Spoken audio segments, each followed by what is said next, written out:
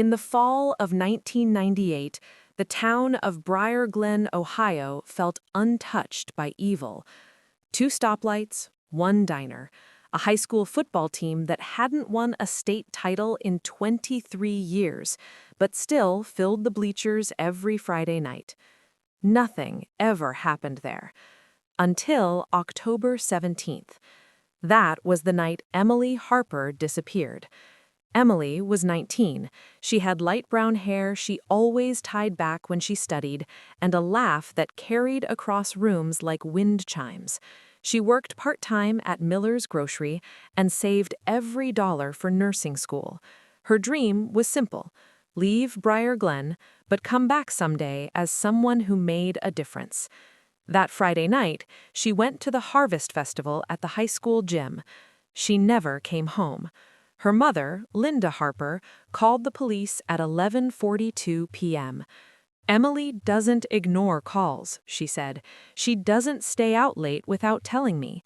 Officer Randall Cooper told her to wait until morning. "Teenagers wander," he said. "She'll be back." But Emily didn't wander.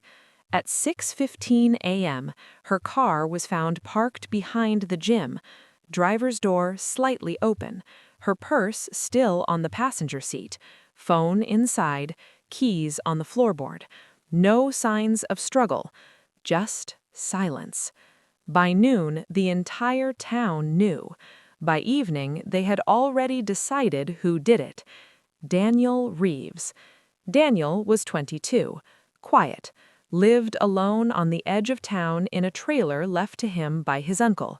He worked night shifts at a packaging plant, kept to himself, didn't play football, didn't drink at the diner, didn't smile much. Different.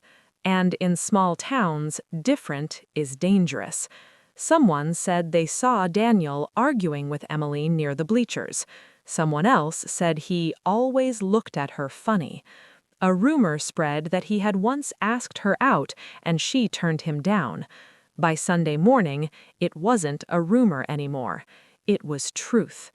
At least, that's what Briar Glen decided. Police brought Daniel in for questioning. He looked confused more than scared. "I didn't hurt Emily," he said. "I left the festival early. I had work." They checked. He clocked in at 9:07 p.m. Emily was last seen at 9:15. "Close enough," people whispered. "Close enough." By Monday afternoon, divers were searching Briar Lake. They found her Tuesday, 10 feet from shore, her body tangled in weeds. The medical examiner ruled drowning, but there were bruises on her wrist and a small cut near her temple. Accident or something else? The town didn't wait for answers. They already had one. Daniel Reeves was arrested Thursday morning, and the lie that would destroy his life had already taken root. Part 2, the investigation and early failures. The case against Daniel wasn't based on evidence, it was built on pressure. Detective Harold Bishop had been with Briar Glen PD for 28 years. He was tired. Retirement was 6 months away. He didn't want his final case to be a mystery that haunted the town. He wanted it clean, simple, closed. Daniel had no criminal record, no history of violence, but he had no one defending him either. His parents had died when he was 16. He had no siblings, no wife, no children. Just silence. In interrogation, they told him things that weren't true. "Witnesses saw you grab her. We found fibers from your jacket." She fought back. None of it was real. But Daniel didn't know that. He began to doubt himself. "I talked to her," he admitted. "Just talked. She said she was busy. I left." Detective Bishop leaned forward. "Did you push her?" "No." "Did she fall?" "No." "Then how did she end up in that lake?" Daniel's breathing grew shallow. "I don't know." The bruises on Emily's wrist, they said it proved she was restrained. The cut on her temple, they said he hit her. The truth? The bruises were consistent with rescue attempts from weeds. The cut could have come from a rock in the lake, but those possibilities didn't fit the narrative, and the town didn't want possibilities. They wanted punishment. At trial, the prosecution painted Daniel as obsessed, rejected, angry. They had no DNA, no fingerprints, no eyewitness to violence, but they had fear, and fear is powerful. One witness, Jason Miller, a popular former football star, testified he saw Daniel grab Emily's arm aggressively. He said she looked scared. His voice trembled just enough to seem sincere. The jury deliberated less than 4 hours. Guilty. Second-degree murder. Daniel Reeves was sentenced to 25 years to life. When the judge read the sentence, Daniel didn't cry. He just whispered, "I didn't do this." Emily's mother sobbed in the front row. The town exhaled. Case closed. But something about it wasn't right, and time would prove that silence can hide rot, but it cannot stop it from spreading. Part 3. Years of Silence and Forgotten Truth. The years passed. Briar Glen grew quieter. The Harvest Festival continued. New seniors replaced old ones. Emily Harper became a faded photograph in the hallway of memory. But in a concrete cell 3 hours away, Daniel counted days. He wrote letters to anyone who would listen. Innocence projects, journalists, churches. Most never responded. A few did. None believed him enough to fight. Meanwhile, Detective Bishop retired. Jason Miller married his high school sweetheart, opened an auto repair shop, had 2 children. He was respected, admired, untouchable.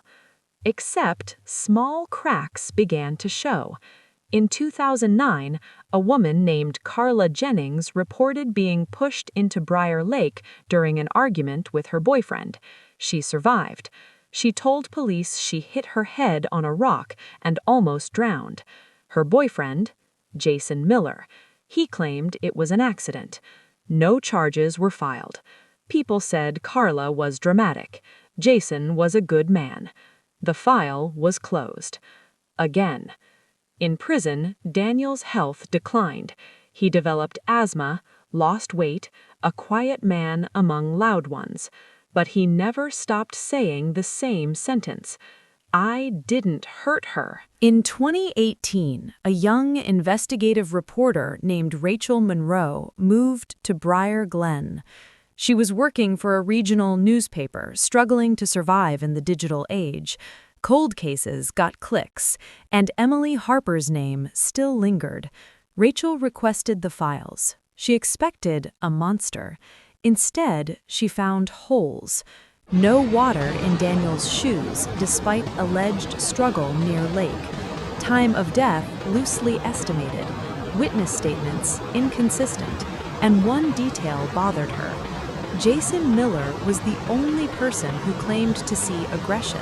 No one else mentioned it. Rachel knocked on doors. Most people shut them politely. Some not so politely. Why dig up old pain, they asked. Because pain doesn't disappear when ignored. It festers. Rachel visited Daniel in prison. He looked older than his 42 years, lines carved deep into his face, but his eyes, steady. I know you don't believe me, he told her. I don't know what I believe yet, she replied. He nodded. That's more than anyone's given me in 20 years. And that was the moment the silence began to crack. Part 4. The Breakthrough. One small mistake. It wasn't dramatic. There was no sudden confession, no hidden DNA, just a mistake. Rachel reread Jason's original statement. He said he saw Daniel grab Emily near the bleachers at 9:20 p.m., but security footage from a nearby gas station, barely reviewed in 1998, showed Daniel's truck passing at 9:03 p.m., heading toward the highway, meaning he couldn't have been there at 9:20. The timestamp was confirmed by archived maintenance logs. Jason's timeline was impossible. Rachel dug deeper. She found old yearbook photos. Jason and Emily had dated briefly sophomore year. Ended badly. Multiple classmates confirmed it. Why hadn't that come up at trial? Because Jason never mentioned it, and no one asked. Rachel confronted him. He smiled. "You're chasing ghosts." But his hands shook. Then came the real fracture. Carla Jennings agreed to talk again. She described the argument by the lake in 2009. "He grabbed my wrist," she said, "hard, same place the papers said Emily was bruised." Rachel felt the air leave her lungs. When police reopened the case under public pressure, they found something buried in old evidence storage. Emily's jacket. Inside the pocket, a single button, not Daniel's, matched to a vintage varsity jacket style popular in 1998. Jason had worn one in yearbook photos. When confronted, he denied everything, until detectives reminded him of Carla and the gas station timestamp, and the fact that perjury has consequences. Jason Miller broke after 8 hours. He admitted he argued with Emily that night. She threatened to tell his girlfriend about them reconnecting. He grabbed her wrist. She pulled away, slipped on wet grass near the lake, hit her head, fell in. "She was moving," he said through tears. "I thought she'd get out." But he left, and when rumors about Daniel started, he didn't correct them. He fueled them to protect himself. One small lie, one moment of cowardice that destroyed an innocent life. Part 5. The verdict after silence. In 2021, Daniel Reeves walked out of prison after 23 years. His hair was gray, his back slightly bent, but he was free. The court vacated his conviction, officially exonerated. Emily's mother, Linda, met him outside the courthouse. Her hands trembled. "I'm sorry," she whispered. "I believed them." Daniel looked at her for a long moment. So did everyone. Jason Miller was convicted of involuntary manslaughter and perjury, 8 years. Some called it justice. Others called it too little, too late, because justice cannot return birthdays, or first loves, or the years stolen from a man who sat in a cell for a crime born from fear and gossip. Rachel published her story nationwide. Briar Glen was no longer invisible. It was exposed, and the town learned something painful. The truth doesn't always scream. Sometimes it waits, quiet, patient, until someone brave enough listens. Daniel now lives in a small apartment in Columbus. He works at a library. Sometimes he stands near the window and watches people walk by. Free. No one knows what 23 years feels like unless they've lost them, but he does. And every October 17th, he lights a candle for Emily Harper, not in anger, not in bitterness, but in memory, because she was a victim too, of a fall, of a lie, of a town